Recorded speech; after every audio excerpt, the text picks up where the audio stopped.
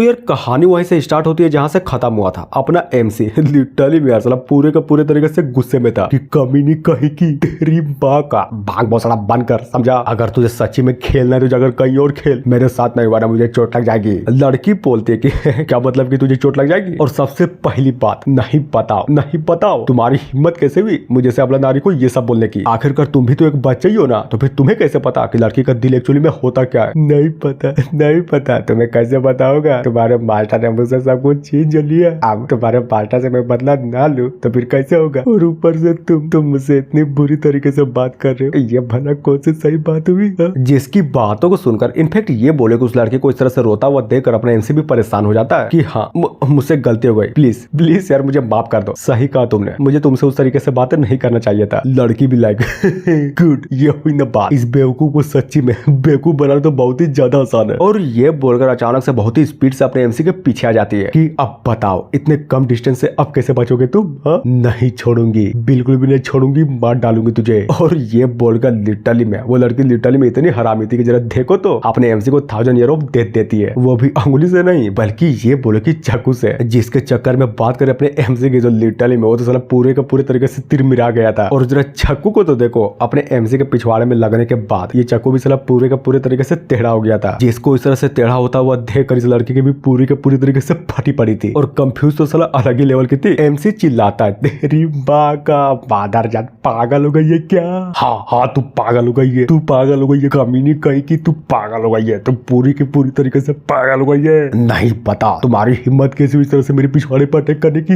लेकिन लड़की का क्या, वो तो अपने एमसी की बातों पर घंटा भी ध्यान नहीं देते, बल्कि ये बोले कि ये तो साला अलग ही परेशान थे और मनी मन सोचे जा रही थी कि महा कसम कौन है बे, आखिर तू है कौन। और सबसे इम्पोर्टेंट बात, आखिर इसका पिछवाड़ा लोखंड से बना है क्या। तभी बोलती है कि वह बे साले मानना पड़ेगा, क्या पिछवाड़ा है तेरा। नहीं सोचो तो मैंने अपने चाकू का इतना खतरनाक लेवल का अटैक किया लेकिन कुछ नहीं हुआ, तुम्हारे पिछवाड़े को कुछ नहीं हुआ, बल्कि ये बोले कि मेरा चाकू ही टेढ़ा हो गया। मान गई, मैंने बहुत सारे हिडन वेपन देखा है लेकिन किसी बंदे का गांड इतना खतरनाक लेवल का हिडन वेपन का काम करेगा ये पहली बार देखा है, वो भी अपनी जिंदगी में पहली बार देखा है। एमसी सोचता कि 1 मिनट, हाँ इस लड़की ने बात तो बिल्कुल सही बोली है। अगर बात करूं उस अटैक की तो हाँ वो अटैक पावरफुल तो था और यहाँ तक कि चोट भी मुझे डायरेक्ट लगी थी, लेकिन सोचने की बात तो ये है कि इतना खतरनाक लेवल का अटैक होने के बाद भी मुझे दर्द क्यों नहीं हो रहा। 1 मिनट कहीं ऐसा तो नहीं ना कि सारा का सारा चीज सीने बदर का बिजारे फॉर्म और यहाँ तक कि gold demon body refining art की वजह से हो रहा है, क्या पता, मुझे तो बिल्कुल वही लगता है। और हाँ अब आते हैं लड़की की ओर, जो कि अपने एमसी को अपने आप को इस तरह से इग्नोर मारता हुआ देखकर वो भी पूरे के पूरे तरीके से चिड़चिड़ा गई थी और फिर गुस्से में अपनी औरत को रिलीज करने लगती है कि बस बहुत हुआ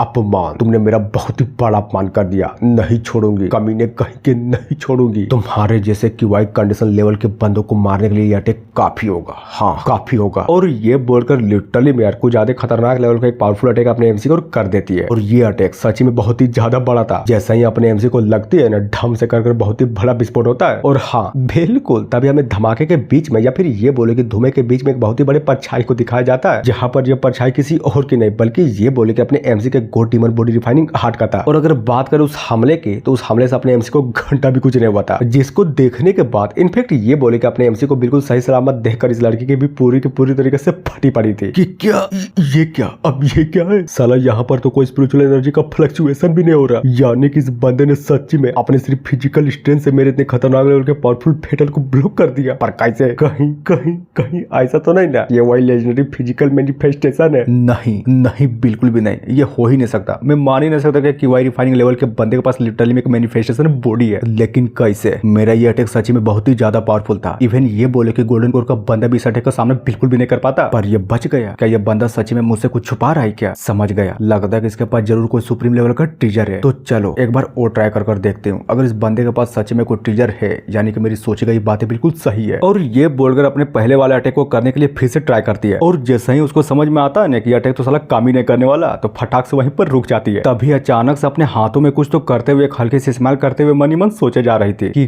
गुड, चलो ये कैसा रहेगा, फाइनली इसको ट्राई कर देखती हूँ। इस घटना के बाद इधर आसपास जितने भी बीस्ट है ना वो सारे के सारे बीस्ट यहीं पर आएंगे और मुझे पता है कि जब एक बार ये सारे के सारे बीस्ट यहाँ पर आ जाएंगे तब ये बंदा बिल्कुल भी सर्वाइव नहीं कर पाएगा और जब एक बार ये सारा का सारा कांड खत्म हो जाएगा और ये बंदा थक जाएगा तब इसको मार डालूंगी और इसके बाद जो पावरफुल आर्टिफैक्ट है ना वो भी मेरा। और फाइनली बोल भी देती है कि बच्चे क्या तुम जानते भी हो मैंने तुम्हारे लिए बहुत ही तगड़ा गिफ्ट प्रिपेयर किया है, जाओ मजे करो, अगर तुम बच गए तो हम दोबारा मिलेंगे। और ये बोलकर फाइनली वहां से गायब हो जाती है। मेन कैरेक्टर बोलता है कि क्या कहा गिफ्ट, अब पता नहीं ये पागल औरत लिटरली में मेरे लिए क्या कर गई है। और वो सोच ही रहा था तभी अचानक से लिटरली में यार उसके पास हम एक बहुत ही बड़े मॉन्स्टर को दिखाया जाता है या फिर ये बोले कि एक बहुत ही बड़े बीस्ट को दिखाया जाता है जो कि अपने एमसी के बिल्कुल पीछे था और वो बहुत ही स्पीड से अपने एमसी पर अटैक करने के लिए लपक भी पड़ता है। लेकिन अगर बात करें अपने एमसी की तो जरा फेस देखो, अपने एमसी को घंटा भी फर्क नहीं पड़ रहा था और बहुत ही स्पीड से वो भी एक अटैक को कर देता है। और ये अटैक इतना पावरफुल था कि पूछो मत, चलो उस बीस्ट को हर जगह स्लेसेस पड़ती है और एट द एंड वो बीस्ट खत्म। जी हाँ, वो बीस्ट मारा गया। जहां पर अपना एमसी फुल एटीट्यूड में बोलता है कि मेरे मास्टर हमेशा कहा करते थे कि हमारा सेक्ट बिल्कुल टूट चुका है और जितने भी सारे के सारे एल्डर्स है वो कहीं पर छुपकर कल्टीवेशन कर रहे हैं, साला घंटा भी पैसा नहीं कमा रहे हैं। यानी कि समझे अब मैं जबकि सेट से बाहर हूं तो क्यों ना अपने सेट के लिए थोड़े से पैसे बना लूं। और सबसे इंपॉर्टेंट बात ये है कि एक असली बैटल का एक्सपीरियंस मुझे भी मिल जाएगा। और इसी तरह से सीन चेंज होता है थोड़ी देर बाद, जहां पर बात करें अपने एमसी की तो हाँ वो और भी बहुत सारे बीस्टों को मार चुका था और ये बीस्ट कोई नॉर्मल बीस्ट नहीं थे बल्कि ये बोले कि बहुत ही ज्यादा हाई टायर के बीस्ट थे। एमसी बोलता कि गजब, इन बीस्टों को मारने में तो मुझे घंटा भी मेहनत नहीं करनी पड़ी। क्या ऐसा हो सकता है कि मैं अभी भी बॉर्डर पे हूँ ना, इसलिए साला बहुत ही ज्यादा कमजोर बीस्ट आ रहे हैं। छोड़ो इन सबको नहीं ले सकता। शायद ऐसा हो सकता है कि इन सबके बदले मुझे बहुत ही ज्यादा कम पैसे मिले। समझ गया, अगर ज्यादा पैसा कमाना है तो पुष्पा भाव की तरह जंगल के और भी ज्यादा डीप में जाना पड़ेगा। और ये बोलकर पैसों की लालच में बहुत सारे पावरफुल बीस्टों को खोजने के लिए सच्ची में यार अपना एमसी जंगल के बीच में निकल जाता है। अब बात है इसी जंगल के बीच में या फिर ये बोले कि silent forest mountain core region में। और ये जो जगह था ना, इस जगह को डिमन किंग जोन के नाम से भी जाना जाता था, जहां पर हमें एक बहुत ही बड़े डिमन को दिखाया जाता जो कि मस्त आराम से बैठा पड़ा था। तभी पत्थर पर बैठा दूसरा डिमन बोलता कि यार इस जंगल में कितना सन्नाटा है, साला मैं तो बहुत ही ज्यादा बोर हो गया और समझ में ये नहीं आ रहा कि साला ये बोरियत खत्म कब होगी। और हाँ, यहाँ पर लिटरली में एक सनेक वाला डिमन भी था जो कि दूसरे डिमन की बातों को बहुत ही गौर से सुने जा रहा था। और अब जाकर हमें राइटर की तरफ से बताया जाता है कि ये जो तीनों के तीनों डिमन किंग्स है ना, इस जंगल में सदियों से शासन करने वाले राक्षस राजा हैं, जिसका इस कल्टीवेशन वाली दुनिया में घंटा भी सुराग नहीं मिलता। लेकिन अब सुराग मिलेगा क्योंकि बहुत ही जल्दी एक हम्बल बॉय यहाँ पर आकर लिटरली में एक बहुत ही बड़ा तबाही मचाएगा। और जी हाँ, इतना बोलने के साथ ये एपिसोड फाइनली यहीं पर खत्म होता है। तो गाइस देखो, सबसे पहले राइटर की माँ का हर हफ्ते लिटरली में 2 चैप्टर्स आते थे, लेकिन अब क्या, अब तो सिर्फ एक ही चैप्टर आ रहे हैं। और पिछले हफ्ते तो साला हद ही हो गई, इतना छोटा चैप्टर था कि मिलाने के बाद भी लिटरली सिर्फ 2 ही मिनट का वीडियो बन पाया था। समझ गए ना कि मेरा बोलने का मतलब क्या था। इसीलिए तो पिछले हफ्ते वीडियो मैंने घंटा भी नहीं डाला। तो ये लो, पिछले हफ्ते और इस हफ्ते का मिलाकर सिर्फ इतना ही लंबा वीडियो बना। So thank you. अब मिलते हैं नेक्स्ट वीक।